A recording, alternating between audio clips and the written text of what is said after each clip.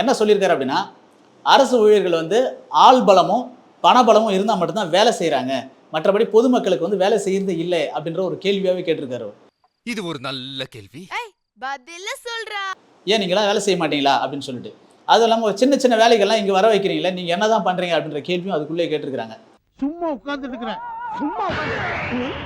இதில் ஒரு முக்கியமான விஷயம் என்ன அப்படின்னு பார்த்தோம் அப்படின்னா, இதில் அடுத்த லெவல் எக்ஸ்ட்ரீம் லெவல் என்ன சொல்லியிருக்காரு அப்படின்னா, இந்த வேலைக்கு அதாவது அரசு ஊழியர்கள் ஒரு மனு வரும்போது அரசு அலுவலகத்தில் அந்த மனுவை நிறைவேற்றுவதற்கு, மனுவை செயல்படுத்துவதற்கு முடிக்க எந்த அரசு ஊழியர் வந்து எந்த காரணம் வச்சு பெண்டிங் வச்சிருக்காரோ செயல்படுத்தாமல், எந்த பாதிப்பு ஏற்பட்டாலும், அந்த மனு செயல்படுத்தாதனால எந்த பாதிப்பு ஏற்பட்டாலும் அந்த அரசு ஊழியர் தான் காரணம் அப்படின்றத சொல்லி அதில் வந்து ஒரு விஷயத்தை முன் வச்சிருக்காரு. அந்த அரசு ஊழியர் பொறுப்பு அப்படின்றது தெளிவாக சொல்லியிருக்காங்க விலைக்கு.